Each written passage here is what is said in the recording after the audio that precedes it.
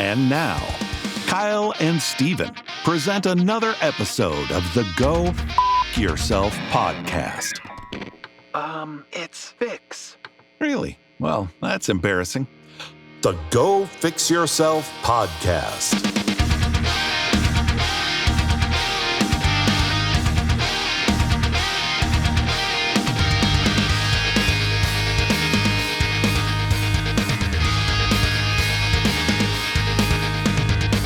Oh man, it's like we've been doing that intro for a long time and I still get pumped up. It's because we wrote it.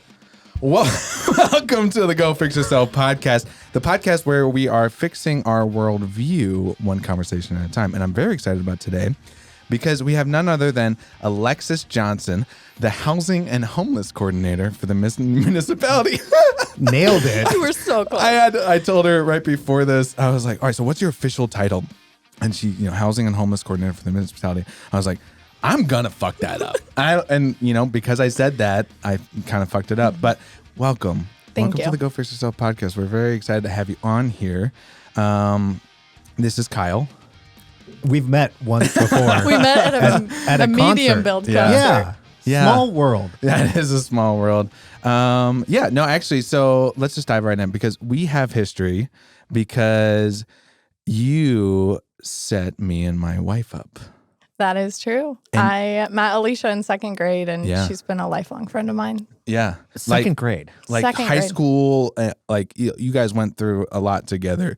And then I'm going to tell that story really quick because it is a really fascinating story because we were at church and I was going to church and you're like, hey, is Mason, your buddy, is he single? And I was like, and we've had Mason on the podcast before, so people are familiar with him.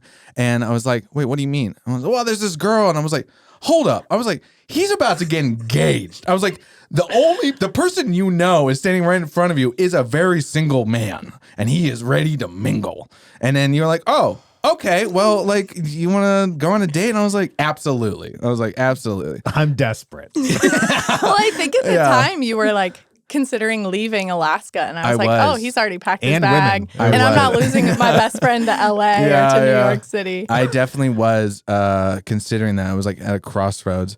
But then, of course, so we met, me and Alicia, we had our date, thanks to you.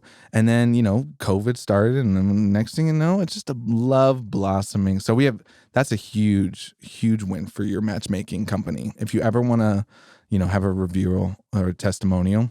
Yeah, I think I'm at 9 so far. Successful marriages. Mm-hmm. Oh my goodness, you are a matchmaker. Tyler and Brian, Tessa and Chase. Yeah. All these friends. And you weren't even the first pick. I wasn't. I wasn't going to lose my best friend to a different state. I was like, nope. Nope. So what is it about relationships? Do you just see people and you're like, they would be a good fit? Or are you just have single friends that you're just like, might as well just try it out? I think I have I know my girlfriend so well that when I'm like, oh, she's so serious. She needs someone really funny. And then I find someone that I know is clicks in your brain. Yeah, I'm like, he's so funny and he needs and then they just match. Alicia and you are very creative and you're very artistic and very deep in feelings. Oh, and yeah. Well, in some ways we couldn't be more opposite though, know? And I think that's why it works because it was she was a very spiritual person and I was not. And then now I am because we've grown in that together. But man, it's opposites attract. So that's kind of cool that your brain thinks like that. So your matchmaking, we don't have you on here because you're matchmaking. We have you on here because you're the housing and homeless coordinator for the municipality. Got it, baby. Boom. I had to say it again. And so I think that's kind of fascinating because homelessness is a big issue in Anchorage right now and is a hot topic. And I think, the point of this podcast is to learn stuff. Right. And teach us about stuff. And there's a lot of things I don't know about the homeless and all that stuff. And so that's why we want to have you on. We're very excited. But first, before we do that, my parents listen to this podcast. Say hi to mom and dad. Hi, mom and dad. Rick and Carol. Rick and Carol. So basically, popcorn. We kind of did your intro, but kind of tell them how you got to where you are today. And you can take time. You don't need to be like a short, paragraph. I got hired. I had the secret sauce. And so, well, my background is in restaurants. So Service industry. So I graduated college, Arizona State, came back home after I met a boy and started a business with my family, the restaurant Bread and Brew. Mm-hmm. And during that time, I had come to meet the now mayor.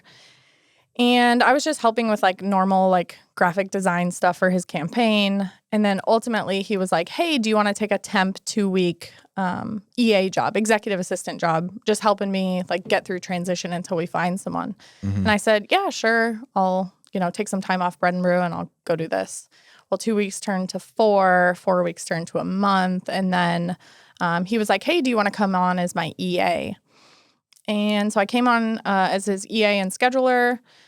And at the time we had a chief of staff that was interested in retiring. And so when she left, I was doing a bulk of the work that she was already doing because she was taking a lot of time off. And so when the opportunity arose, I became Mayor Bronson's chief of staff. And then I joined the facilitated work group, which is 3 members of the assembly and 3 members of the administration coming together to try and fix the problem in a bipartisan effort. Mm-hmm. And during that time, homelessness was at the forefront, and it took a bulk of my time. I was working, 50, 60 hours a week just on homelessness. And last September, the housing and homelessness coordinator job was open, and I just kept thinking about it. And I was like, I want to focus solely on the one problem that's facing our city that everybody seems to be focused on. And so I'm pretty bipartisan in my collaboration, who I like to work with. Yeah. I'm willing to do anything to solve the problem. And so I asked him if I could step into the role. And he was pretty disappointed to lose me as a chief of staff, but pretty excited to have me in this role. And so now I'm doing homelessness full time. Yeah, well, it's got to be cool. Like, I would imagine going from executive assistant to chief of staff that you're like, this is not exactly what I want to be doing. Like, sorry, Mayor, but this is what I want. And so it's got to feel good to be like, okay, like you had that choice. Now, what was it about politics? And I want to even get back, and before we even touch Bread and Brew or wherever you are, like for me, we've had a couple people on here and I'm like, I'm just now being like, oh, politics? It might be my old age. I don't know if you guys feel it. It's your How wisdom. How old are you? Yeah. I'm 33.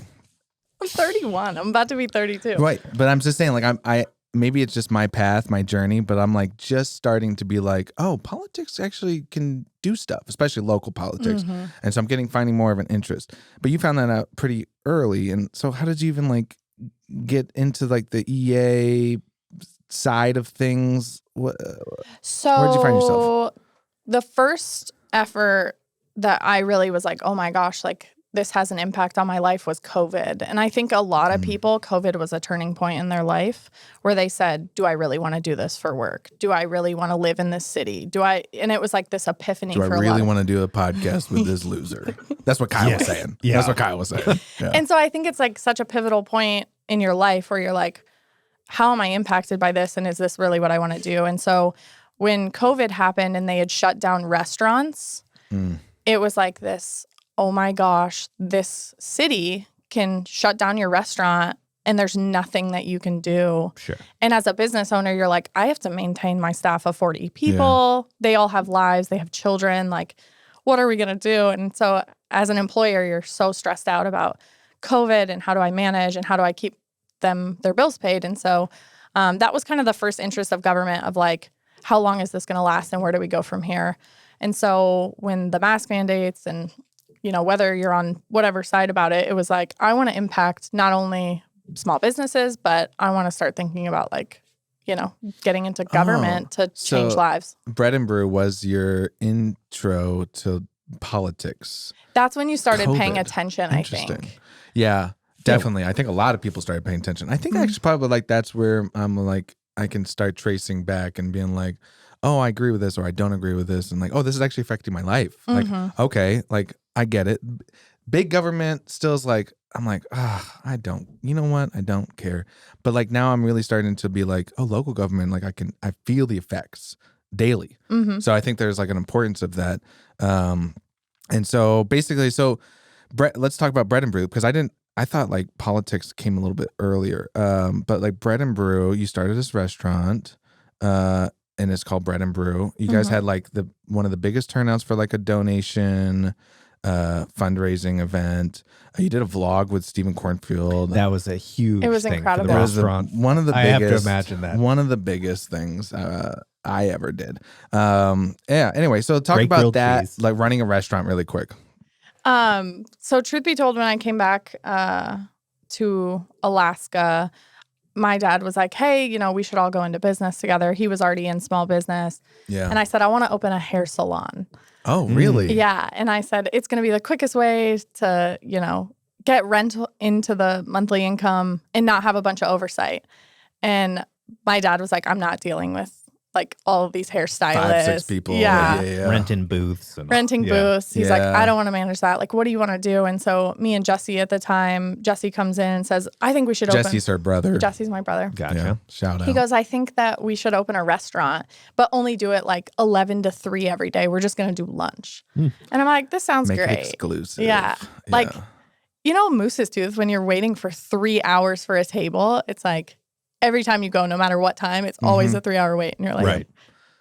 Every if time. we condense our timeline 11 to 3, we could just have this like really hip, exclusive place. Yeah. And then eventually it was like, we should add beer and wine. We should have dinner. And then it just became like this monster like idea that came to fruition. That's the restaurant business. Just monsters. Well, I love the location because I just feel like it's like there's nothing right there. There used to be some restaurants back in the day, a little closer to that, like further towards Old Seward. But like that place I've been to several times, but it's like it kind of just sneaks up on you when you're driving down too. Yeah. I'm like, oh, well, yeah. Yeah, go it's get like a grilled little cheese. Yeah. neighborhood restaurant, totally. but we have a big enough room. I mean, Yeah, it's just such a fun energy No, all the time. me and Alicia were just there. This had to have been like 2 weeks ago. And it's still like gorgeous. I Best love thing it. on the menu. What is it? Ooh, it depends. Grilled cheese. Top if you're, two What was things. the main thing? I remember we did the video, but now it's off the menu. It was like was it a grilled cheese? Yeah, the ham and jam. Yes. Yeah, That so, was so good. Voodoo Jams. You know what's crazy Yes. is Voodoo Jams was I don't believe they're still operational, but they were a alcoholic jam company, and they were part Alaska. Yes, in Yeah. Alaska, made with local beer that was brewed here, and the half owner is Commissioner Kim Koval of the state of Alaska. Oh. And she runs the human services division. So she oversees homeless. And so Oh, it's wow. like Anchorage is such a small Yeah. like ecosystem that it's wild to say like, oh, me and Kim work together in the restaurant business. And then now we're also working togetder in the homelessness business. That's It's your jam. pretty wild. That's your jam. Yeah, my jam. that was That needs to be on her card. That's my jam. too bad she doesn't do it anymore. Well, you could still be there. Okay, so you're in the restaurant business. COVID happens. You want to get into local politics. So this is something I've asked a few local politicians. And it's like, all right, tell someone like where to start. Like, where do you start when you want like, okay, I want to start, doing politics or whatever that looks like. I want to start doing something for my city. How did you get in with the mayor? Because So I can't just like call the mayor up tomorrow. And No, be you like, You can. could actually. can. I would have to ask you for his number. No, probably. he absolutely, you could call his office and he'd pick up. It's on Google. Yeah. You just Google his Google me. name and his number comes up. Where Damn. is the mayor? There is actually Question mark. there is some numbers I found on Google just like randomly, like owners of businesses, and I'm like, and like I call them thinking I'm gonna get a customer service, and they're like, "Hey, this is Roy," and I'm like, the guy's name like on the business, like, "Yeah, this is him. What's up, man?" I'm like, "I got a leaky faucet. Like, can you send someone?" It was like the weirdest thing. So anyway, now I have his number. So I'll tell you that whenever we get a bad review on Google, it goes to my email and I reply and I say, hey, I'd love to, speak to you about your experience. If you could give me a call, my name's Alexis, owner, then my phone number. So my phone number is literally Everywhere. everywhere. blown up. That's dangerous. Do you? It Yeah, is. I would say. Do you get a lot of like texts and calls that you like? How do you vet that? Because I get a lot of spam. I don't. And it tells me. We have like a municipal phone that we carry, and that's usually like more formal. But people get your phone number from anywhere, and they can Yeah. pretty much Google it. And so I get calls all the time. I know. Yeah. I got a call while I was in Hawaii about Cut and Caliber because my number was What? attached to the business. And Really? so, hey, we're doing fundraising for like a high school or whatever. I was like, you know what? I'm actually involved with something else now. It's called Go Fix Yourself. It's a podcast. And she was like, oh, that sounds nice. I was like, yeah, I don't know if kids want to be involved with that. I don't so, think as a kid. probably don't really- probably don't call me back. Yeah. If you listen to our podcast, make sure the kids wear earmuffs. Yeah, that's good. Anyway, okay. So where did you start when you were like wanting to get into politics? So I started attending assembly meetings, which is That's what Forrest said too. Yeah. He's like, just to start attending stuff. And assembly interesting. meetings are actually really interesting. And I always think to myself, like, when I get out of politics, if I ever get out of policy, am I going to go to assembly meetings? And I think the answer is yes. I mean, there's Really? so many interesting things that happen and all the discussions. I mean, that's the inner workings of your city. They approve new cul-de-sacs and curb rolls and even like the minutia of just like local government. But you're so involved every time you go. I guess when I watch like the show, the show on like live, I'm like, man, this is so boring. Like I feel like it's a sporting event almost. Like you have some of the crazy people there, a lot of normal people, but you have some people call there them that out. What are their names? You know. Stephen Cornfield. But like you just have, you know, I feel like I would almost have a sign, you know, like of stuff that I was like You can only cared have about. signs that are 8.5 by 11. Oh, so maybe mine would be Kyle's would be like a exact- thumbs up, and he was just turning around for a It's thumbs the down. paddle. Yeah, he would just For the Dancing with the Stars score. Yeah. 10. he'd be like thumbs down, like don't like this, I don't like this. Oh, thumbs up, I like this. It'd be the Emperor from like Gladiator, like Sideways. Yeah, it's kind of maybe. I don't know. Okay, so you started going to assembly meetings, and that's kind of where you started kind of getting the bug. That's actually where I met Dave Bronson the first time. And no way. What's wild is my phone had died, and this girl behind me, she's like, hey, do you want to borrow my charger? And I'm like, oh, like, no, you know, like, don't want to impose or like put anyone out. I'm like, oh, no, thank you. And she's like, no, take it. Like, this is important. How did she know your phone died? Was she looking over your shoulder? I don't know. I know her now, like we're really good friends, Okay. but she's just very helpful and very nice. And I was like, oh, thank you. And she's like, oh, this is my friend Dave Bronson and he's running for mayor. And like, I'm pretty sure my eyes rolled up like, oh gosh, another man who wants to run for mayor in this town. Another white boy.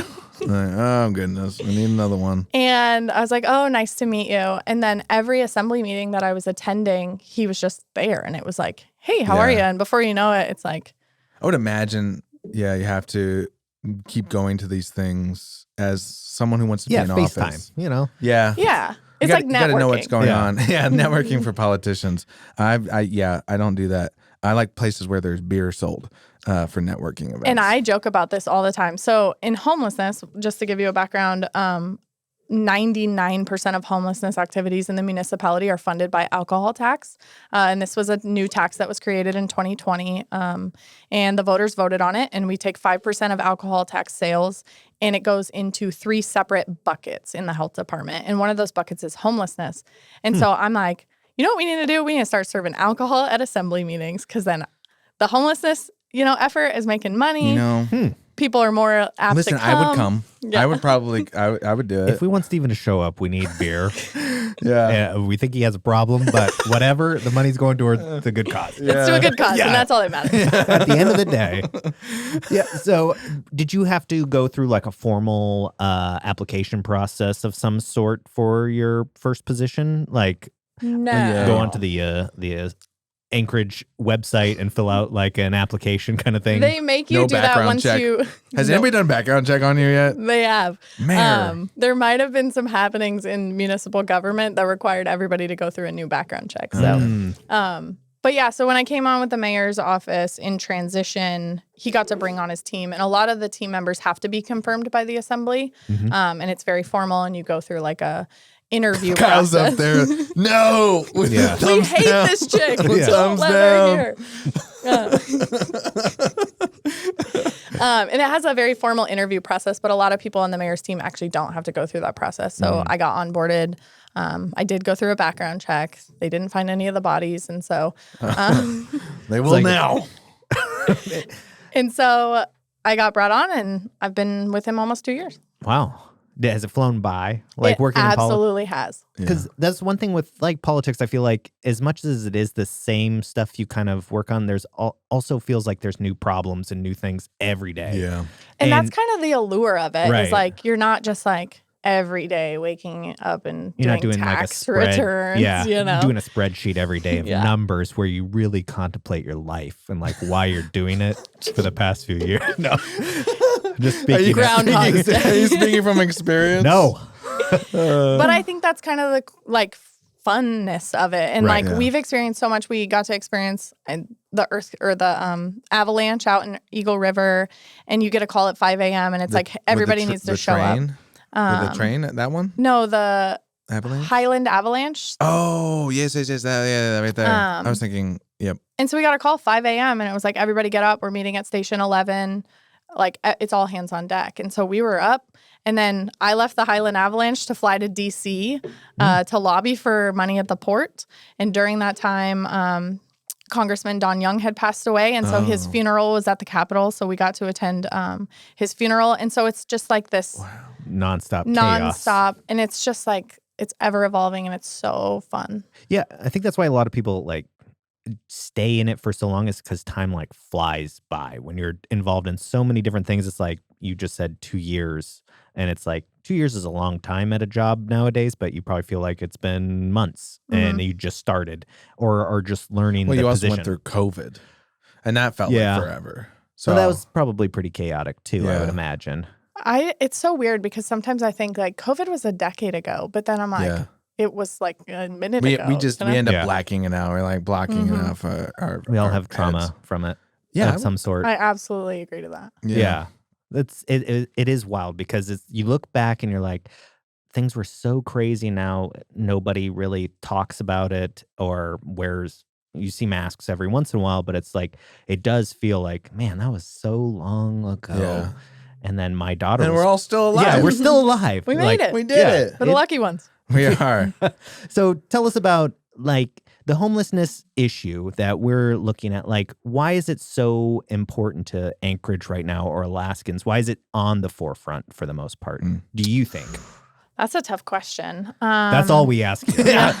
I got 37 more. Kyle has notes too. And Light is getting brighter. It was just that one question. So after this, we're just shooting off the gun. Why do I think people like? Why is it like? Because it is such a hot thing in the last couple of years. And my theory is because we live in Alaska and it's so cold generally most of the year that you feel like people out on the street are suffering. Yeah. And most people see that, I think, during the winter time. I think it's such a visible problem. Right. And I think people, it's not like, I mean, we have a port that is about to fall over if a massive earthquake happens, but you're not down at the port every day. You're not seeing the pilings, breaking beneath the structure. I mean, every day you're seeing people experiencing homelessness on the street corner. Small businesses are having people wander into their businesses. You have some people that are causing problems, small crime, theft, and then you have this like I would say substance misuse problems are running rampant. We have a huge fentanyl epidemic that's happening right now.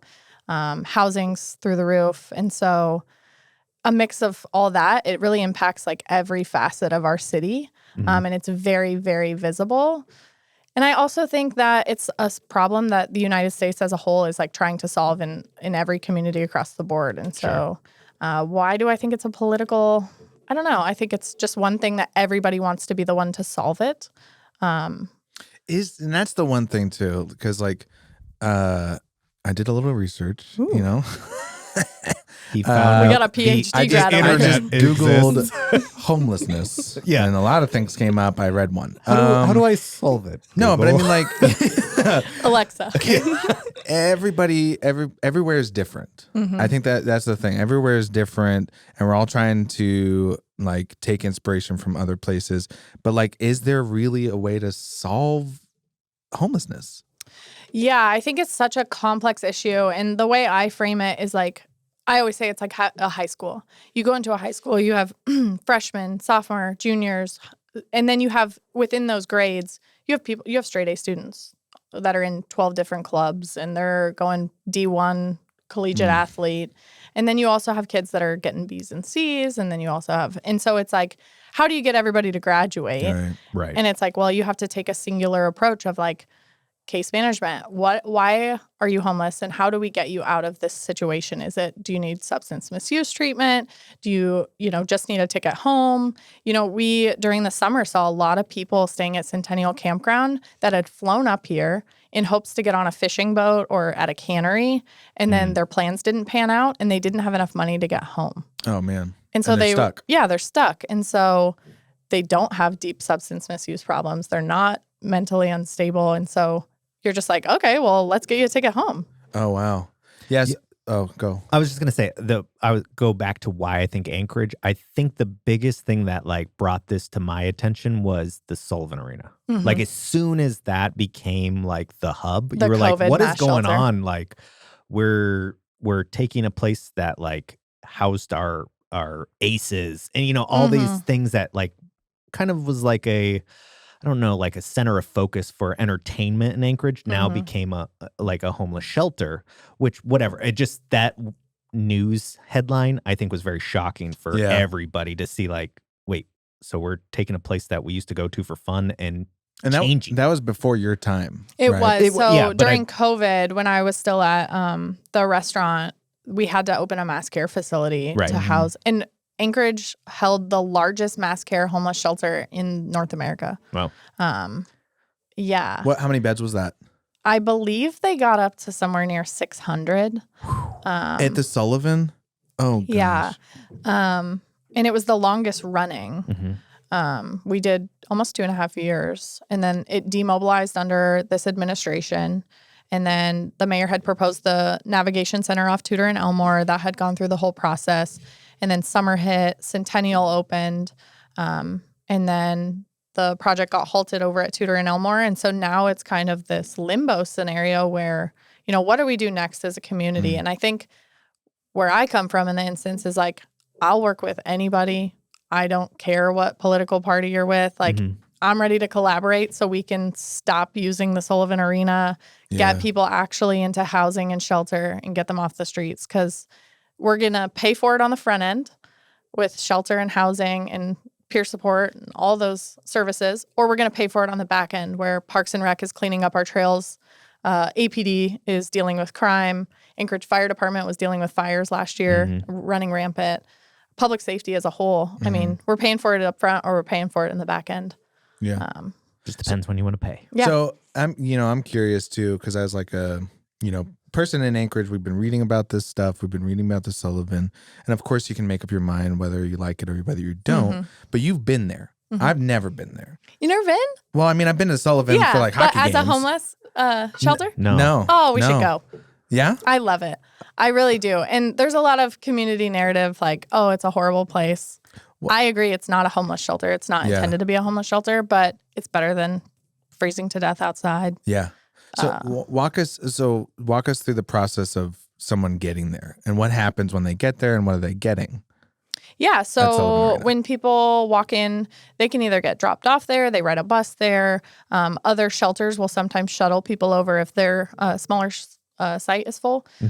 So they walk into the door over by Boki, which is like the northwest side, or northeast side, I should say. And they walk in, they meet the front desk. Hey, how are you?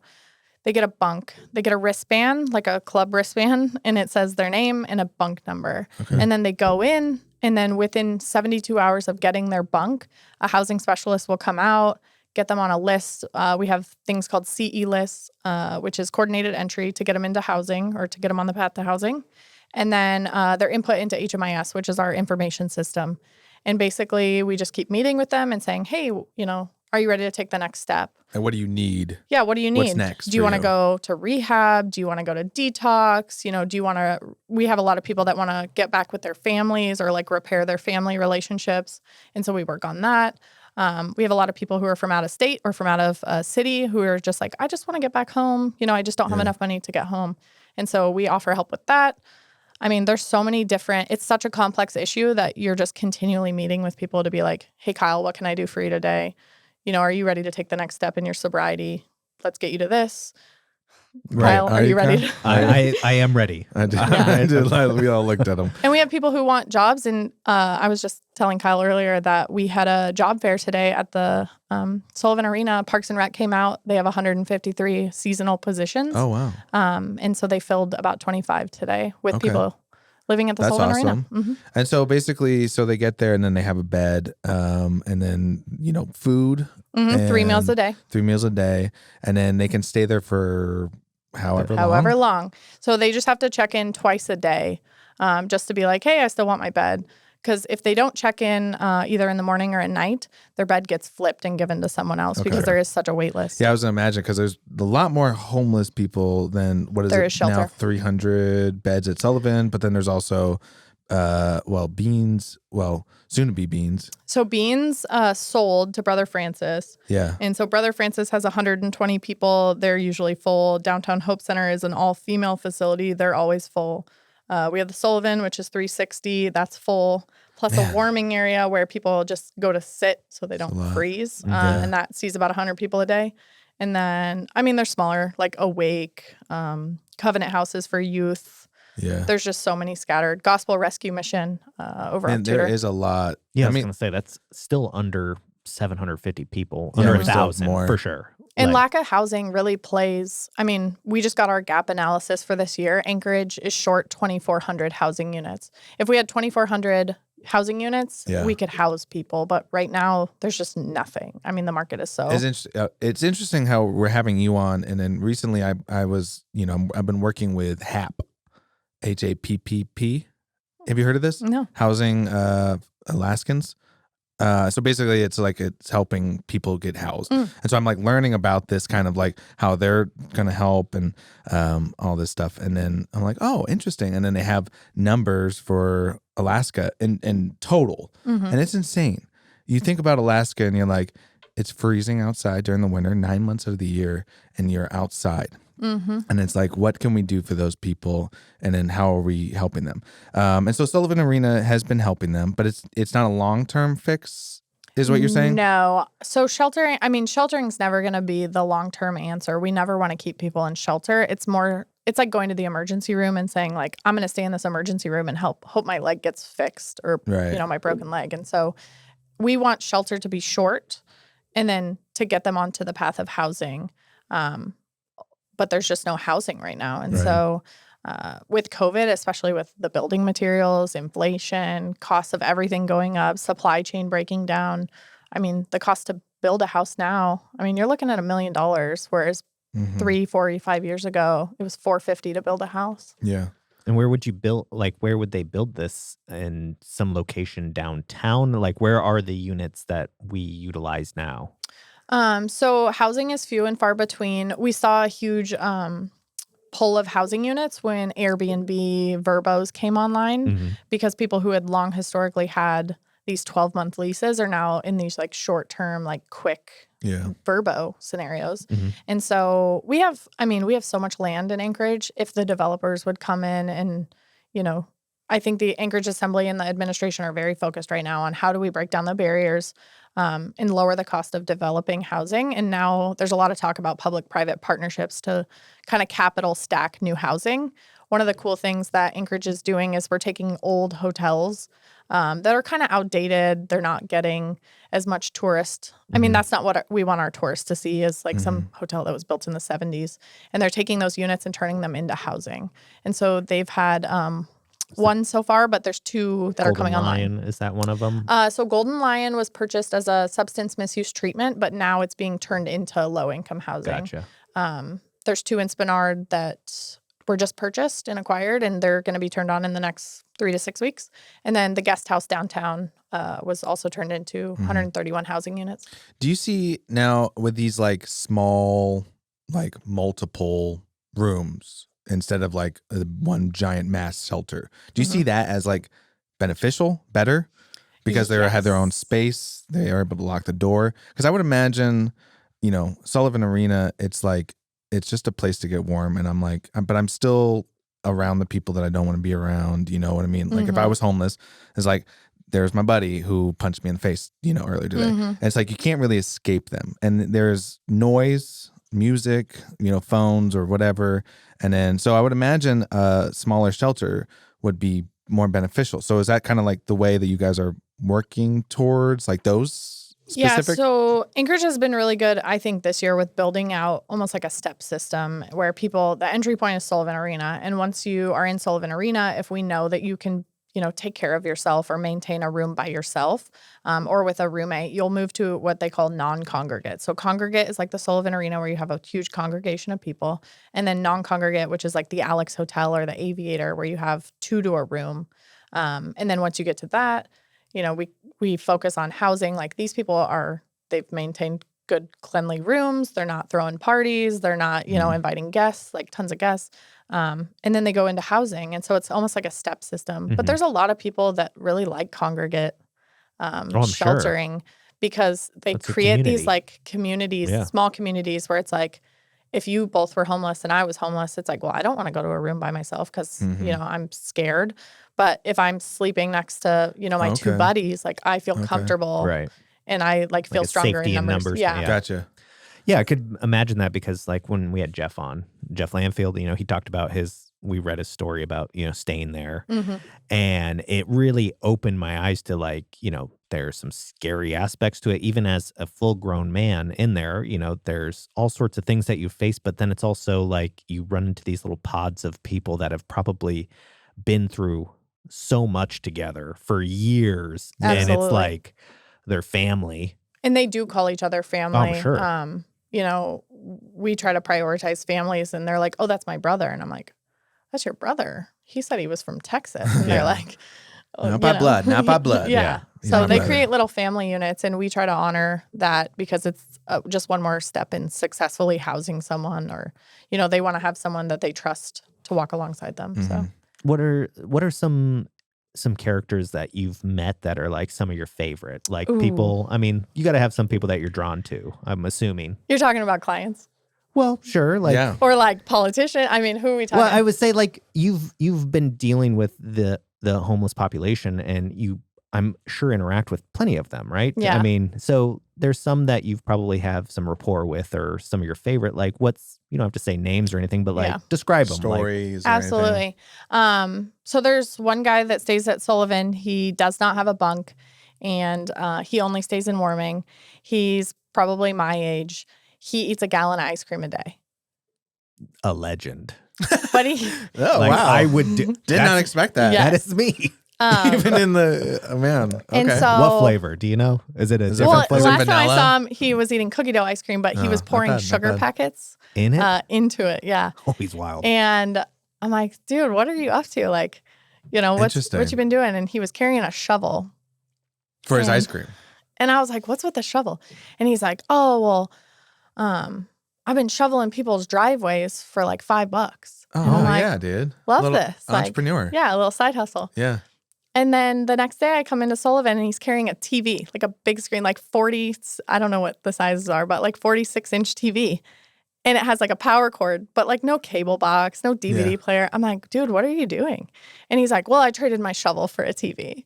Oh, and that's I'm a good trade. That's a good trade. It's like the story of a paperclip. The paperclip going up and up and up. Like next you're going to have a Lambo, dude. Like I support this. And so he's just one of the characters that I really love and adore. We also have this older gentleman who left the Sullivan Arena. Now he's in complex care, which is another shelter we have, but it's more so for people who are like handicapped or in wheelchairs or have some sort of mobility issue. And he came up to me and he's like, oh, I really like to color and I colored this picture for you.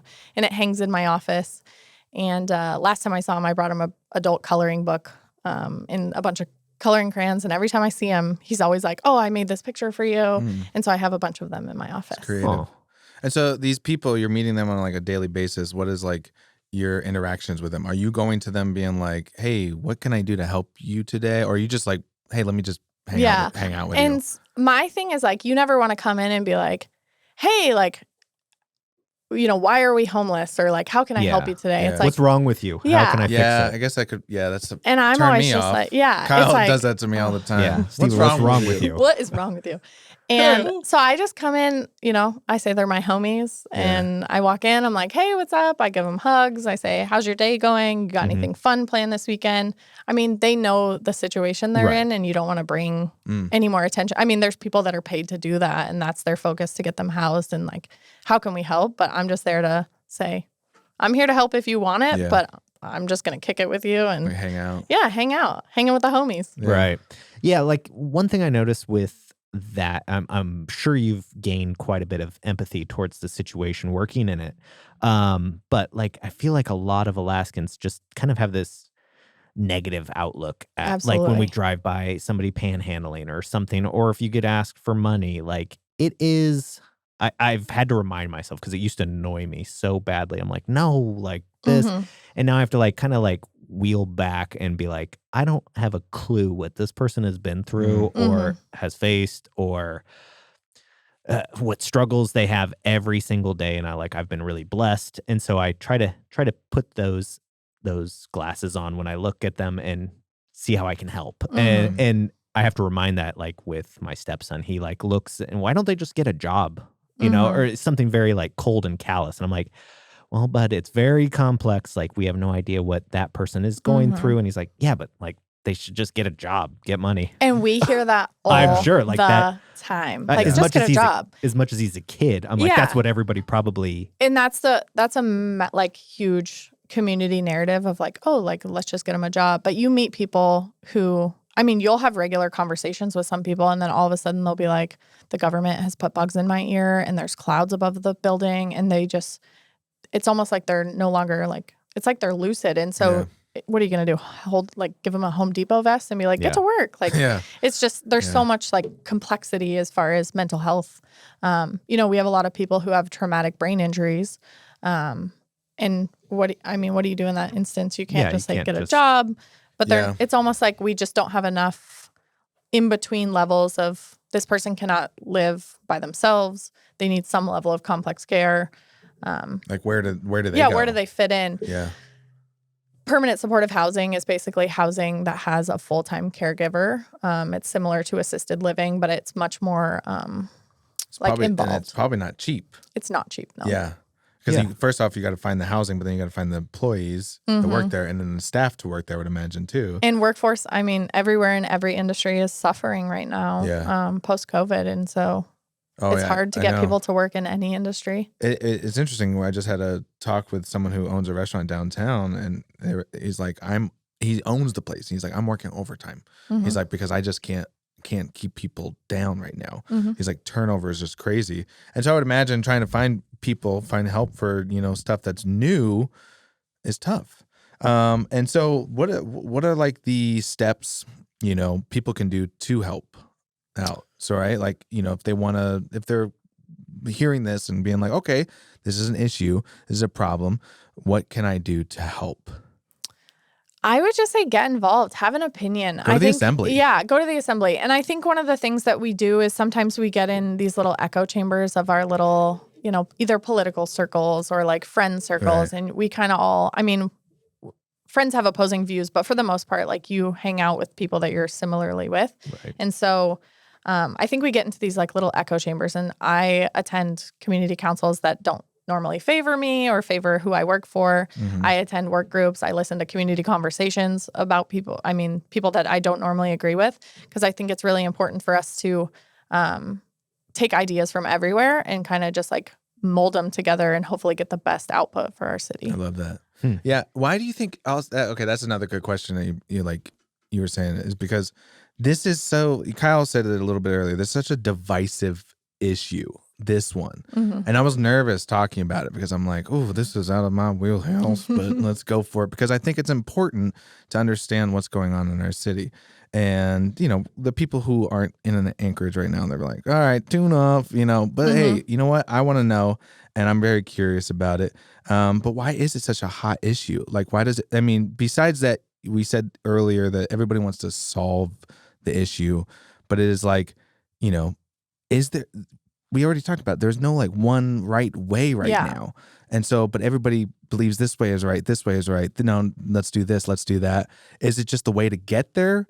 and how it's being handled, or is it just like the end goal is not the right one? I think everybody's end goal is the same. I think it's, I agree. as a community, Yeah. like, let's get people off our streets. Let's get people not, doing drugs on our street corners or using, not public facilities to go to the bathroom or, you know what I mean? And I think our goal is the same. How to get there and the vehicle to get there is very political, because I think when politicians come in, it's like, I want to solve the complex problems. Like, I want to be the one to do it. And I think right now with where our city is at is we have kind of this polarity of whose ideas are better.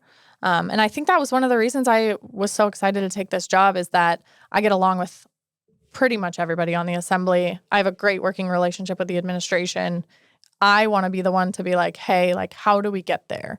And how can I help you? How can I work with both parties to get this done? Because this is an important topic for me and for my city. It affects my small businesses. I mean, it's just, it affects our livelihood. I mean, we're losing population in Anchorage every single day, every single year. And I think the cities that fix these problems will have a better opportunity to retain the young workforce and capitalize on it. Do you think if you had unlimited money, right? Like endless dollars. Kyle the Dreamer is what I call him. Because I'm going to offer you some. No.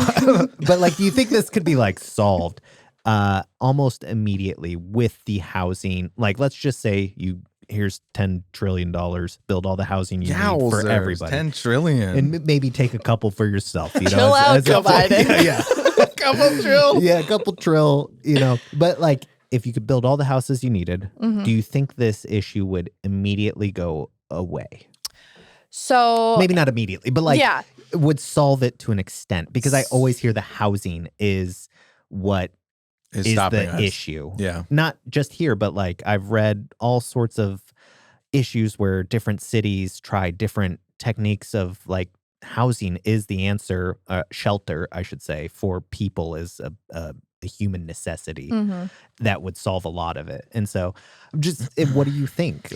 So we're a housing first municipality. That's something that the assembly had adopted. And basically the answer to homelessness is housing. Right. But as a housing first municipality, we're not housing only.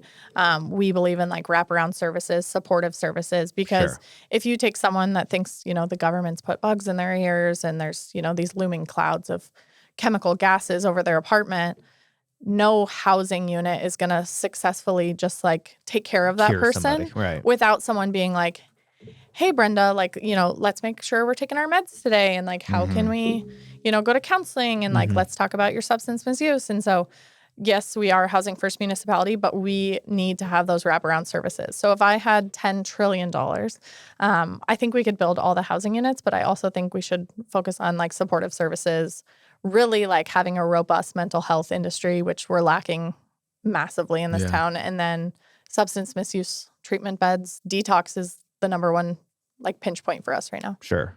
And so in some cities, I know they have and this kind of takes us down a different path, but just your thoughts on it is in some cities where they have safe rooms for use of drugs. Harm reduction. Right. And all these things that I think Kyle 10 years ago would have been well, that's ridiculous. Why would we let people do drugs in public or in essence privacy? But all these things that sound not good may actually be answers, because now I'm open to anything. Maybe this would solve things. And so I don't know, is there anything with that in homelessness that's kind of, I would say, out there that would be a good answer for some of the things?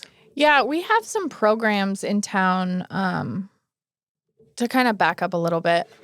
When we see homelessness and substance misuse, there's effects that happen after the fact. When we see people who are experiencing homelessness, who aren't, financially wealthy, who have substance misuse problems with intravenous drugs, we'll see reuse of needles or people who are sharing needles.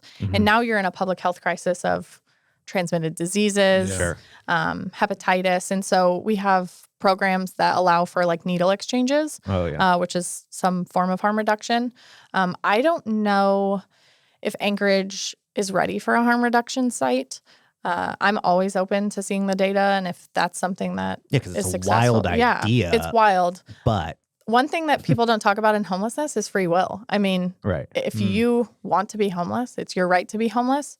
I'm going to give you every tool that you need, every resource that you need to make sure you're not homeless and that you're successful and on the right path. But at the end of the day, it's your choice and it's your free will. And so if you're going to do drugs and that's your free will, there's not much that I can do to stop you unless law enforcement's involved, you're causing harm to other people. But realistically, if you're going to do those, we're going to give you all the tools that you need to hopefully get out of it. But yeah, I don't know if Anchorage is ready for a harm reduction site. What would that look like? What does that mean? Like a tent in the park, like, or a building? Or... No, I almost would view it as like a medical setting if there were going to be one. I mean, the ones we see down in the States are very like Canada. Medical grade. You come in, there's a doctor or a nurse on staff, somebody who watches you and just takes care of you. Okay. Oh, yeah, because I was just in the airport and they have those mamavas, the breastfeeding. The breastfeeding pods. And I'm always like, huh. Like, Kyle's been using how it many for people internet. are doing drugs in those? well, exactly. I was like, who knows what's going on in there? Can I hotbox? But, it's just like, I'd go take a nap in there, like with all these kids screaming. But like, that's kind of what I envision. Have you seen these napping pods in like Europe and Japan where you rent these like 25 square like foot? the hotels, like the Airbnbs or whatever? Oh my gosh. Yeah. Do you want to do one? No, think about homelessness though. Like rent-a-pods. Rent-a-pods. Yeah. I love this. That I mean, that's the Use future. some of the 10 I just trillion. solved homelessness. $10 trillion. Yeah, that shouldn't cost that much. Yeah. Rent-a-pod. Well, let's just talk about this because I did a brief deep dive. I wouldn't even call it. I would call it deep dive. I would call it a shallow dive. So you were on TikTok at 3 Twitter. a.m. Twitter. I went onto Dipped his Twitter. toe. Twitter, the toxic pot of. It is Anchorage. a cesspool. I'm And telling you. Are you on Twitter? I am. Yes, that's what I was gonna say. Yeah. It's so bad because Wow, it's like what's Twitter going on? is like the exact opposite of my echo chamber. It's like Yes, conservatives are not. You weren't very popular. Like Oh, you were popular, but there was a lot of tweets that I was like, "Oh, that's not nice," or you know, Oh yeah, people Wait, tell name me. call. Tell me. If you want to feel horrible about yourself, just get on Twitter. I'm on and Twitter, tweet. but my He's just not big algorithm, enough, you my know? algorithm is like all like creative Yeah. stuff. Oh, I love that. And it's not like Alaska politics stuff. Oh, mine is like right. liberal haven, When you get but I in, kind of like it. Interesting. that's what I was like. I was reading some of it because I was just like, I think I looked up your name with the title, and then a Twitter profile popped up, and it was like a recent tweet, and then I went down the rabbit hole of like clicking. I was like, Jesus, this is brutal. Like, I love it, you know, because I think there is something Savage. to be. Well, right. I love cannibalism. But it's just like at the same time, He does. you are, I would say, if you get trash talked about you, you're obviously doing something. And like, I think you feel like you're doing the right thing. And sometimes trash talk's always going to happen, no matter what side you're on. Like, and it just means that you're making some sort of waves, I feel like. And I was like, kind of jealous in a sense because I'm like, I can't wait. I will trash talk you on Twitter Please if you'd do. like. Kyle is reading. Yeah. Is my Twitter. Can you even read? Yeah. Look, I can't even spell my last name right. Because man, I would imagine there's like a point where like it's all right, you guys are just being nerds, and then there's like a point where you're like, oh fuck, like I might need to like tell someone about this. Yeah. Well, how do you deal with that? So shit?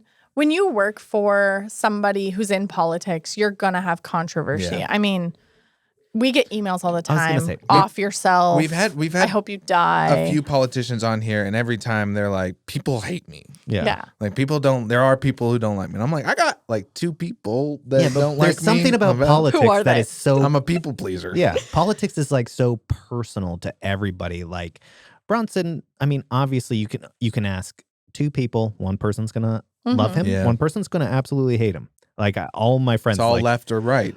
It's true, but there's just something about being in the public that you're always going to Sector. upset people. Yeah. Yeah. It's just inevitable in politics. Well, you upset half the population almost immediately. Yep. I mean, the Yeah, mayoral true. runoff was super close. 50 to 49%. I It remember was like that. Yeah. it was wild. And so I've always just took the approach of like, I'm going to continue to be kind. If I need to learn something or someone needs to criticize me into like knowledge, like I'm fine with that.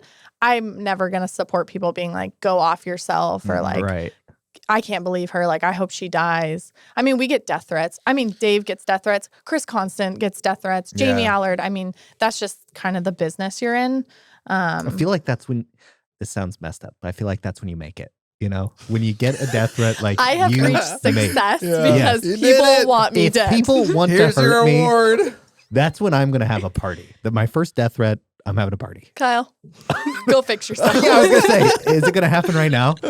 But yeah, it's just, do you read that stuff? Do you spend time? Yeah. Like, How do you deal with it? I used to. So like right when you get in, you're just like, I think it's human nature to be like, what are people saying? yeah, why don't people like me? Like, I'm a decent person. I pay my Dude, taxes. I've never If questioned I was getting tons of people on Twitter, Steven cannot go into politics. go under the table in the fetal position, I wouldn't come out for days. People don't like my video. I'm like, oh no, they hate me. If Steven was mayor, he would probably have a daily live feed where he apologizes to everybody. I am so sorry at for user, existing. yeah, at user AK Killer. I am so sorry. Thank you for the thank you Have for the you follow. seen celebrities Read reading the mean mean tweets? tweets? Yeah. We should do that. Yeah. We should read like mean emails that Alexis gets. I would love it because I just feel like it's funny because I feel like at some point. I would say it's funny to a point, though. It's funny to a point, but I mean, Sure. sometimes we refer them to APD. Oh, I'm I mean, sure. we've had people call and say, I'm going to shoot the place up. Okay, I'm yeah, coming fuck you, upstairs like with that. a backpack Go with fix a yourself. bomb in it. Go fix yourself Yeah. immediately. Yeah. And so we we call over to APD and just say, I mean, we've had a guy get arrested at the library who called over to the mayor's office when I was over there. And he said, I'm going to kill everyone in this building and then I'm coming for you next. Oh. And so To you? Yeah. And I'm just the girl on the Is phone. that a book He has you're no returning? idea. I have never heard of it. Bye. Rotten Tomatoes, Yeah. 23. Yeah. Yeah. And so we call APD and, you know, of course they take care of it and people get arrested. And I think that's That's like insane. I think it's just, I mean, some people are just Well, gonna you're be not like dealing that. with somebody, Yeah. I think, that is sane. Yeah. That does Yeah. that. Which is also like the scary part because you're not dealing with somebody that's rational. And I think that's kind of, I mean, now I'm just like, oh, whatever. They just don't like my boss. And that's kind of how I take it. Sure. You know, a lot of people weren't happy with the way I got to where I was. And it was just like, oh, she's friend of a friend. But I actually met the mayor like At 3 months. Assemblyman. Yeah. On a random by happenstance. It wasn't like we were long-term family friends. Right. And so I think people didn't like the progression of like, why is she in such an important role? She has no background in homelessness. But I think me spending 80 hours a week for 2 years doing it and focusing on it. With and 2 like, kids and a husband. yeah. And like Yeah. being really passionate about it. And just kind of learning it from a granular level. It's like you learn from experience, not through education. Yeah. What was like I always think about this because I've been thrown into positions where I don't know what I'm doing, right? Like the podcast. Right. Living. marriage. And just that my whole life has just been basically. Does anybody know how marriage works until they get married? I They're don't, just I like, don't think damn. so. Exactly. But like jobs that I've applied for that I have zero clue, right? And But I'm they like, give it to you anyway. right. And I'm like, I'll just learn everything the first week. Imposter syndrome. Yeah. Well, Yeah. I think I'm truly an imposter. Like, I don't know. But I think everybody feels that way. I Right. really do think everyone has like some level of imposter syndrome to be like, this 100%. job is too big for me. Yeah. But Well, it's I used to apply for jobs on Indeed for like male pole base- dancer. no, basically like CEO or like vice presidents of like different companies. I was like, what's the worst that can happen? You know, like They say no? yeah, I could do that.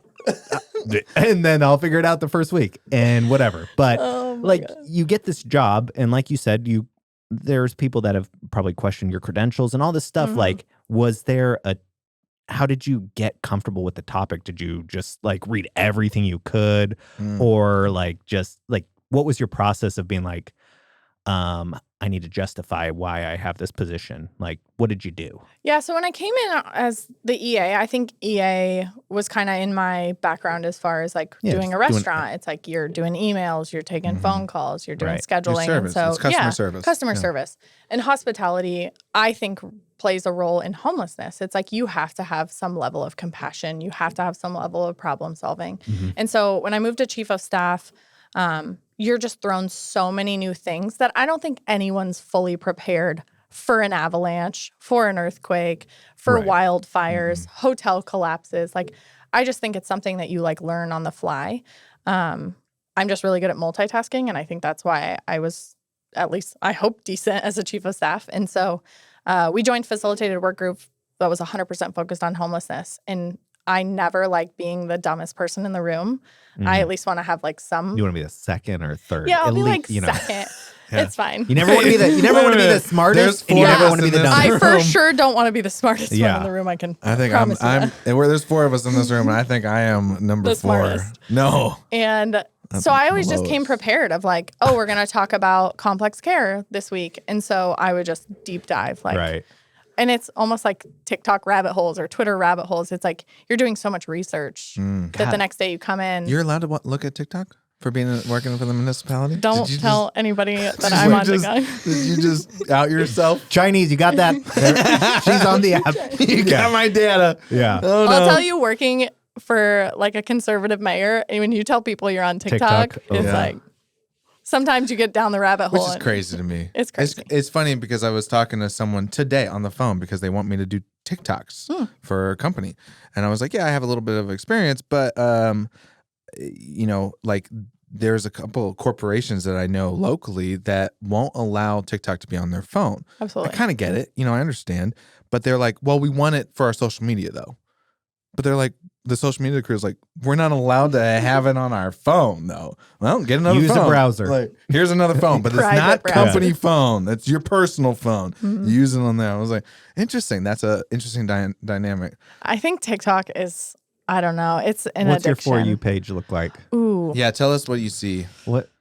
I don't. We're gonna have to pull it up. You're gonna pull it up. Yeah. You're gonna trust us. We're gonna have to pull it up. This is. I hope they're not listening. Live. Yeah. There's a lot of like therapy. Like ADHD, neurodivergent content. What are you like friends with my wife? Like that is hers. Best friends. And I don't know. There's a lot of like news or like beauty. I mean, like makeup hacks. Yeah. Clearly, I like cheese, replacing pepper jack cheese. A lot of recipes. I cook a lot. That's good. Just yeah. basic. Is it more of okay? Cool. So is it now? Nothing too scandalous. I was gonna say, is it now like more of an entertainment than an educational tool for you? Like nowadays, like I think TikTok is like a coping mechanism. I really do, and I say this all the time. It's like you're so busy in your day to day. It's like right when you get home, you're just like, how can I like mentally decompress in 10 minutes? And the quickest way is to just mindlessly. God. They call it doom scrolling. yeah. But isn't that like the worst? Horrible. 10 minutes. awful. It's usually like half an hour. 45 minutes, It's bad. 6 hours. Yeah. You wake up the next day, you got to be at work. Like, oh man. My biggest fear is watching the kids doing it now because like I've had to like talk to my stepson a bit about it because I'm just like, you don't even realize that like you don't hear anybody talking to you. You're like so deep into like scrolling. Like we're like Aiden, and he's just like in a vegetative state, and I'm like. And they say TikTok actually activates the same Dopamine. part of dopamine drop as Oh like my gosh. cocaine use. Right. I mean drug use. Sick. Well, and it's also yeah. Cheap. doing drugs. You mean I don't have to buy drugs anymore? We just get on TikTok. This is awesome. Yeah, it is crazy because like it is a great tool that everybody seems to use for like at night. I'm just gonna get on there and like watch 3, and then I'm going. I always tell my wife like, let's watch till we see a funny one, and then we'll second flip. You Well, then show I'm like, her, oh, you show her your For You page. right, and which can be scary Sometimes I can. because Okay, what's on your guys' For You page? Here we go. probably a lot of fitness and chess Golf. and golf, but the fitness ones sometimes get overtaken by chicks squatting and working out. Yes, And so then that's I'm what I like, was gonna say. "Ugh." You're like, I was searching. She had great form. Yeah. There was a point where I was like, me and Alicia would watch TikToks, and then there was a point where like I love film and design and creative stuff. But you appreciate a woman's body. But like all of a sudden, like TikTok, like was like, oh, you want to see these, dances? And I was like, I did not. I was like, no, I swipe up immediately, Alicia. Yeah. But like now I don't know if you guys saw this like 2 weeks ago. Like my TikTok just went to shit. It's like nothing. I've worked so hard for my algorithm to be so perfect. They just threw you for a loop. You tried to clean it up, didn't you? It was like no film stuff, no design stuff. It was like one day it was just like nothing I wanted to watch. And I was like, this is one way to get me off the app. And then, but now I've got it back, guys. Don't worry about it. But there is that moment where you're scrolling so much and it's like, hey, stop for a second. You've been scrolling for very long. yeah. And It's time to put down your phone. You need to get some shut rest. the fuck up. Like, let me do my life, baby. The best part is they let you scroll past that. Well, right. part. Yeah. It's like It they should should block you. force Fuck you. you. Yeah. Free will. Okay. Free will. I gotta Free have will. it. I agree. There was a trend, and I'm going to say this because it was so embarrassing when I found out what it was. I had to tell my buddy about it. I was looking at a TikTok, and I was like, what is going on? It was like not moving, and it was like a room with a doorway, right? And I was like, watched it, and then it like started over, I'm and it started excited. over. I'm excited. and I was like, And then I scrolled to the next one. Was it paused? No, I'll tell you what was happening in a second. I was so and then a high. next one popped up, similar, except this time I saw a boob pop out from the corner, a nipple, like from the side, and I was like, "What the heck is that?" And so then I go back to the first one, and then I look in the corner, and it's a girl poking her boob out. And so it's a trend. Did they even allow nudity? No. on TikTok? So then I looked at it, I was like, Oh, it's a trend. A TikTok trend. challenge. It's a boob exactly, trend. where Yeah. people were doing this thing where they were like washing their sink and they were topless in the mirror, the reflection of the sink faucet. Oh. It was like a thing where you were trying to get by the nude, and guys were doing it with their junk out. Whoa. Like, and I was You like, got a weird For You page, man. no, I'm like, mine's a bunch of biking. but I watched 3 of them Mountain fully biking. several times because I was like, I didn't know what was going on. You just admitted that you just And then TikTok was like, Well, then they were like, he wants loves to see this. He more. loves clearly this. likes this. Well, because I was like, what am I looking at? It's like, I'm waiting for a jump scare. Like, I'm like, what's going to happen? And little did I know, somebody's sticking their nipple out. Like, and so then my For My You mom page, listens to this podcast. Okay. My I mom got- does too. I got trapped. And You got so boob trapped, man. it was, That's it what was they call it. wild. Mayor Dave Brownson's going to be like, how's the podcast? And I'm going to be like, I Don't listen didn't to it. record it. TikTok has nudity on it. So, Surprise. China. yeah, that's what- they allow it. Yeah. All the Let's data get sharing. back on track. Let's get back on track. Let's be serious about this, Okay. guys. It's a serious podcast. Okay. Well, what's in the future for you?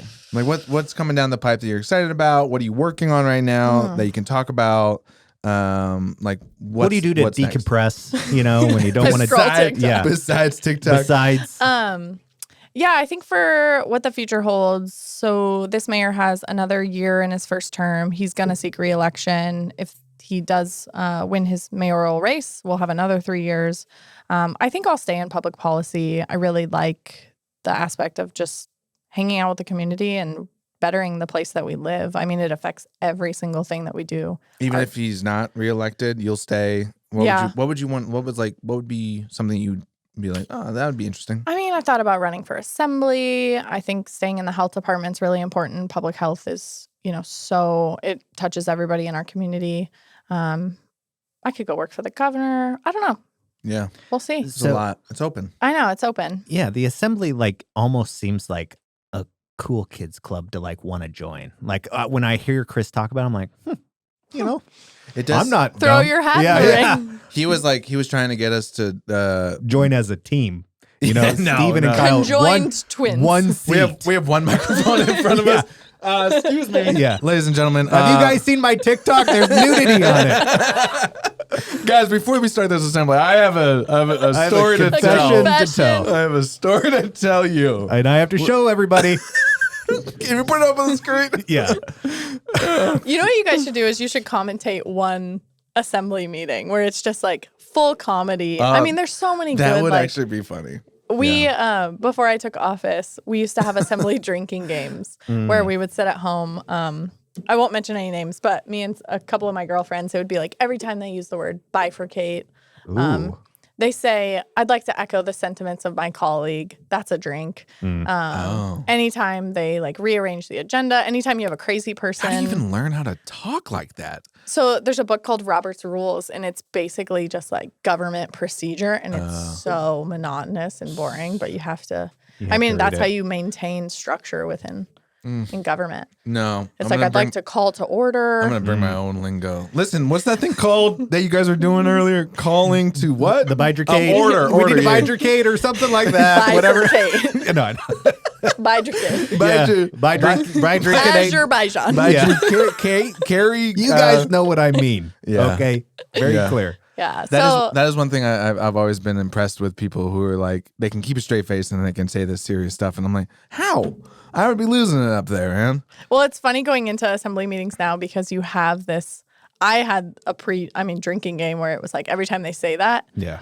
Robust is another one. Transparent. Robust. And so now put that a robust budget. sentence? Like we need to have a robust and transparent discussion about this. We need to have a work session. And so every time those words come up, I just have this like little giggle like, that's a drink. Yeah. Usually you're blacked out. Yeah. But if we did, we should do it. Hold up my sign that says drink. What if we did it like golf, but we're in the back row? Well, looks like Chris is taking a call to order here. Oh my God, we have somebody coming down the aisle. That's a bold move, Kevin. We'll see if it pays off. Bold maneuver. I love it. That actually would be really funny. Oh my God, man. He has just said robust. Speaking of busted, the word of the day. Everybody at home that's playing along, that's a shot. Yeah. Oh God, that made me cry. Can we please do it? I actually want to participate. That would be so funny. That would make me like, as a person who doesn't want to go to the assemblies, I would love to watch those. Oh, it's so fun. I think at that point when you bring like a little bit of joy, because a lot of the time it's so serious and there's so much like stress. It can be heavy too. Like homelessness is not an easy topic to talk about. It's heavy because these are people's lives we're talking about.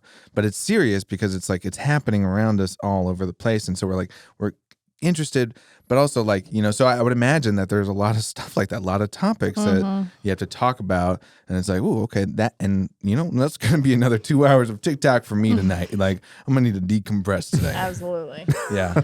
Y'all have to bifurcate or something.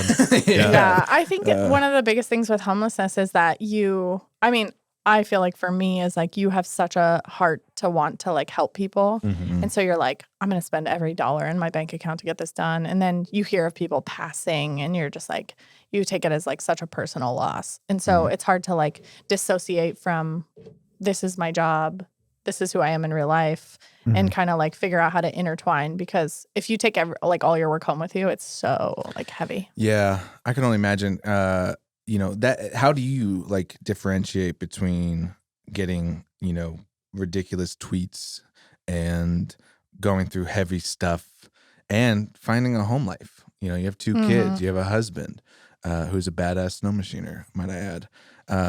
So, how do you find that balance? I think in the beginning, especially when I was chief of staff, I took my work home with me. I would work until 10 o'clock at night. I was always on call. Like anytime the phone rang, I would pick it up. And so after a while, you start to be like, this is a lot. Like I'm not spending time with my friends. I'm missing my friends' weddings. There was a lot of like life events where you were like, I'm prioritizing work. And I think that's good for a short term, but in the long term, it's not good for your like interpersonal relationships. And so now I'm just very focused on like, this is what I need to do. These are my long-term goals. How do I achieve them in a short amount of time? And I work late a lot, but I focus like really heavily on like, I'm shutting it off unless there's an emergency, like feel free to call me. And now I have people who work on my team who I'm like, they're going to be your first. And I'll take the weekend, like there's always someone to manage. You take first watch. I'll take second. Yeah. And I normally, like with shelter, it's like, please don't call me unless there's like bloodshed or death or something. Right. I don't want to hear like, I don't know, a toilet's leaking or like we need Pine Sol for the bathrooms or something. Right. There's like a level that triggers. I get that. I would imagine there's your, like we talked about earlier, like your phone is just beep, beep, beep, beep, beep, beep, or more. Well, it's been going off this whole time and I'm like, I'll just leave it. Yeah. This is important. Yeah, This is absolutely. very- This is my Yeah, number yeah. one priority. Yeah. Very important. What's your favorite show? Ooh. It depends. I'm really important Yeah. stuff. This is really important. What's my favorite Netflix show? I think It doesn't have to be long-standing Netflix. Seinfeld is probably top five. really? You're one of the first people that's ever mentioned Seinfeld on the podcast. Which is surprising. Yeah. I mean, I think it's kind Because of like Seinfeld a is given a- classic, but Yeah. like it's not what people are watching now. Schitt's Creek. Oh, yeah. Yep. Good one. David. You. I'm Okay. really- Yep. Season That's a 4 Ky- was kind of. Kyle's into. I'm a serial you. killer. We talked about this. I Yeah. am obsessed with serial killers. Uh-oh. What I Red wanted to flag. do in my life. So I'll tell you this. When I Typical went white girl. Yeah. when I went to ASU, I told my dad, I was like, Dad, I want to go get Forensics. a degree in psychology. Okay. But I got my degree in gender studies and marketing. And I was like, I'm going to go into the FBI. Like, that's my goal. And then when I came back, I took a course with the FBI out of Anchorage, 8-week course. And there were some topics that we covered that I just couldn't stomach. Really? Yeah. Like, well, we can talk about it after. Yeah, I'm I'm like- curious.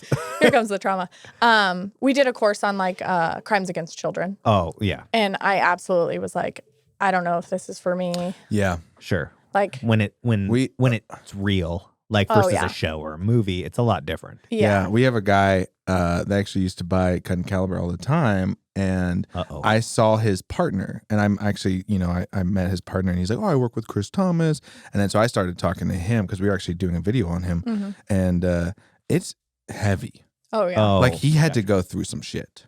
I'm like, yeah, that takes a different level of person. I think, and it's crazy because some people are like, I can't believe you work in homelessness. Like, how sad. And like, what kind of life is that? And I'm like, there are people that are watching child porn every day and having to identify people and like which is something source things. And you've uncovered, and you've been, put to the light and put it out there, which I think is awesome, because I'm all about like, you know what? Like, hey, you fucked up. Like, you got to get fixed, buddy. yeah, go fix yourself. Yeah. Christine So Hansen over here. this, Yeah.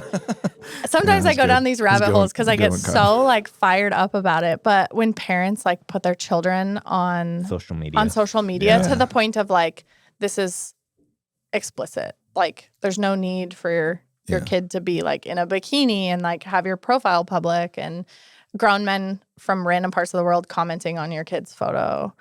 And so sometimes I get on one and I just like literally get on this like I did. Instagram post of just like, Yeah. why are you posting kids in bikinis? Yeah. And the things that you can search on Instagram are absolutely just Yeah. like, You actually, your stories were one of the days where you were, posting a bunch of stuff. Like, I was like, holy shit, this is like available on this app. I had no idea. so I'm thinking black market shit. oh yeah, I'm like, like black web. Yeah. No, it's available on Instagram. And like you will type in something and it'll say, these words are normally associated with like child sex trafficking. If you'd like to continue, click this button. And it's What like, the fuck?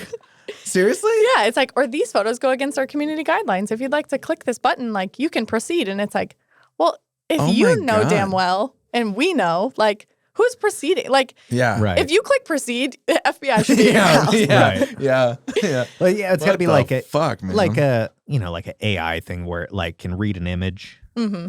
and then it like probably automatically filters it to put that warning up, because sometimes we've all seen like Facebook and stuff like that where it's like, why did this get like blurred out when it was like a funny video? It's of like a somebody- hunting video, Right. and there's like Yeah. some guy holding So like a there is deer. right. Yeah. There are some like filters that I think are just safeguards. Mhm. But yeah, once you put that up there, like I remember like looking, I was like, Jesus Christ, like this is crazy. And Mhm. then I was like, I've always been trying to not post my daughter, even though she's 3, Mhm.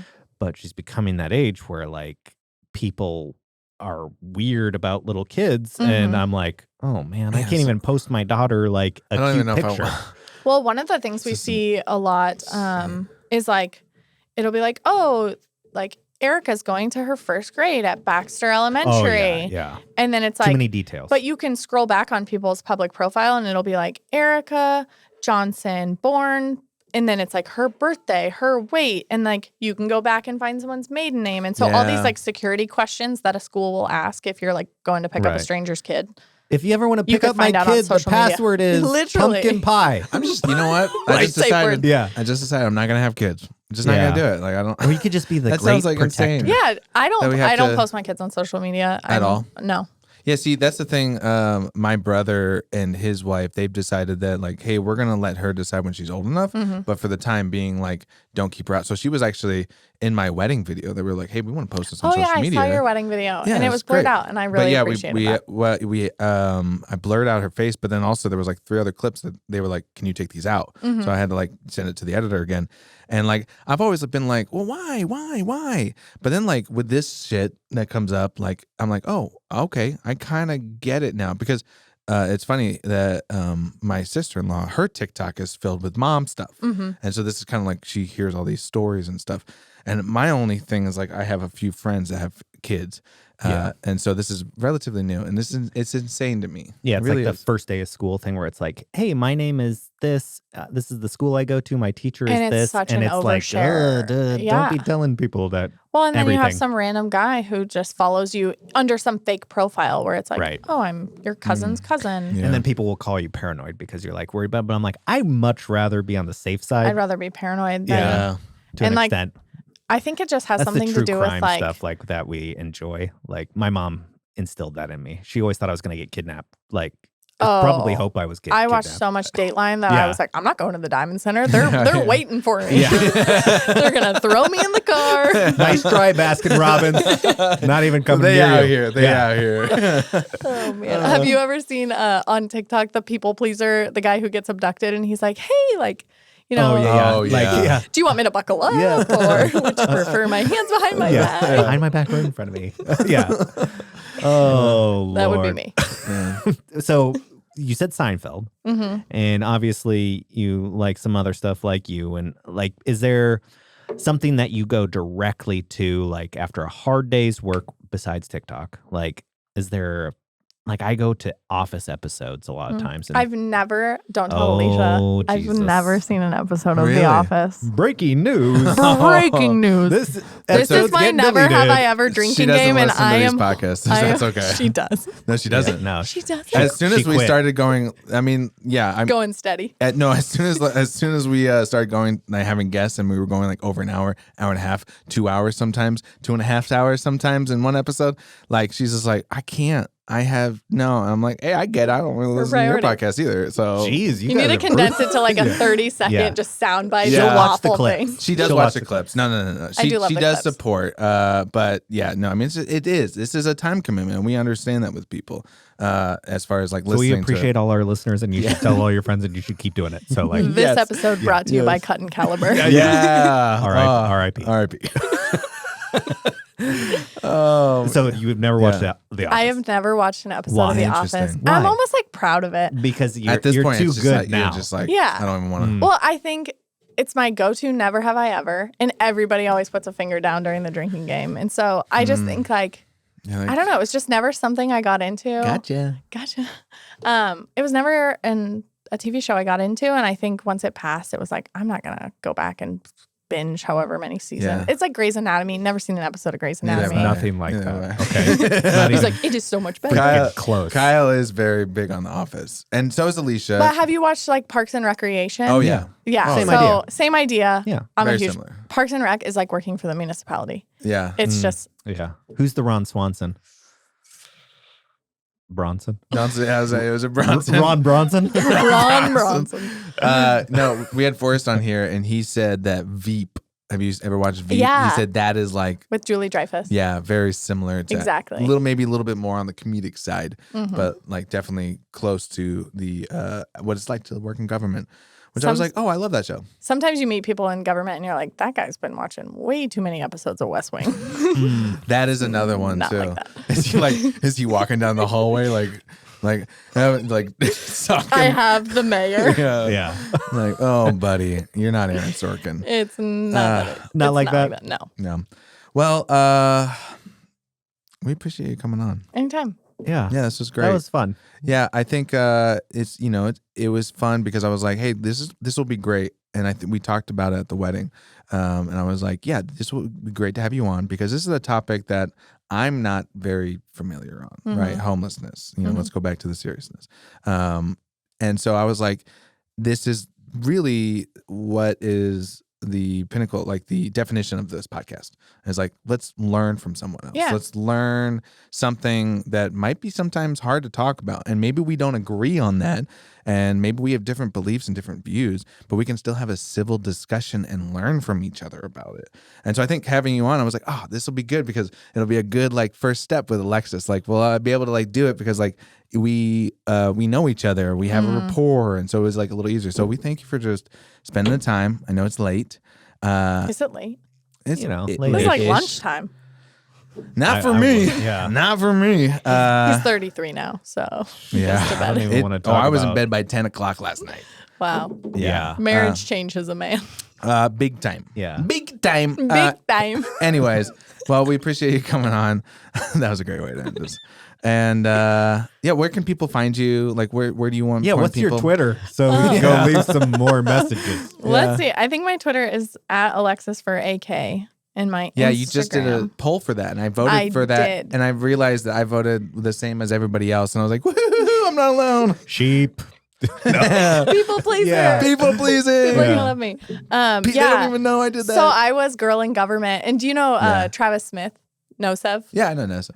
So I saw him at a Wolverines game, and he comes up to me, and he may have had too many cocktails in him, and he was like, "I just got to tell you, that name is lame, and it's not a brand." Tweet me, bud. You should tweet me like the other haters. And I was just laughing, and he goes, "You got to change it. It's not your brand. Like it just doesn't make sense." And so he was I made a brand promise. consultant. Oh yeah, Did he invoice you for that? Jeez. no.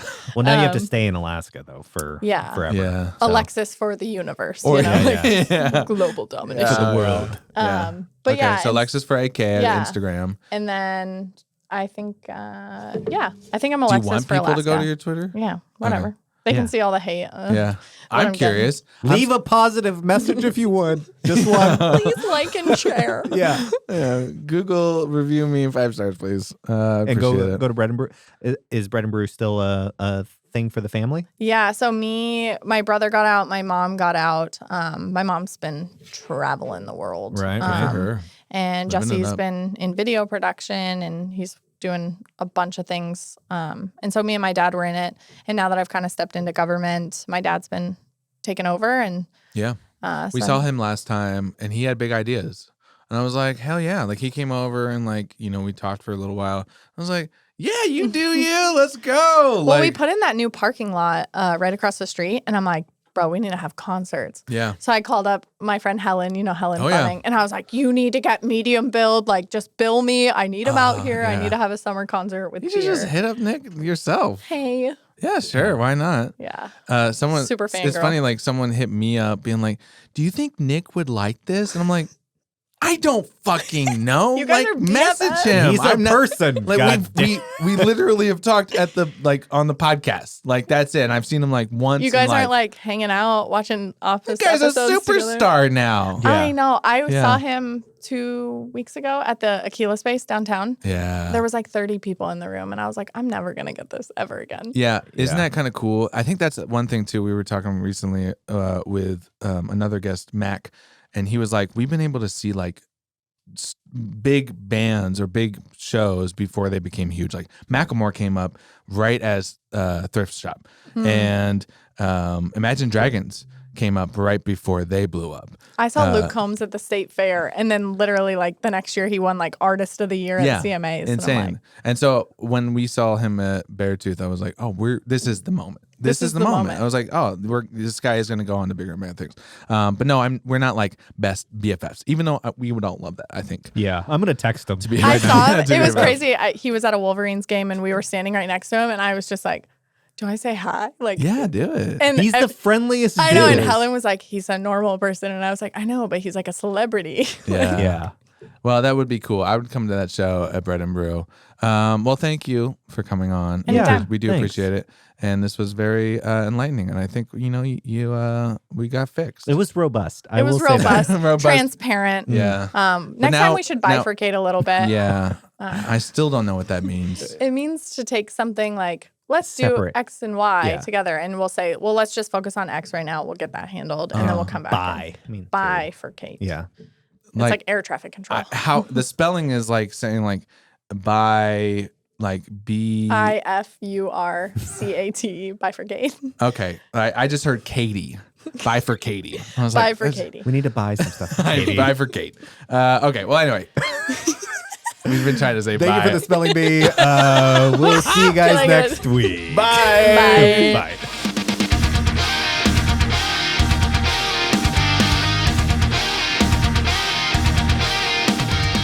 Thanks for tuning in. Kyle and Steven will be back with a new episode next week. In the meantime, check out gofixyourselfpodcast.com. And remember to always go fix yourself.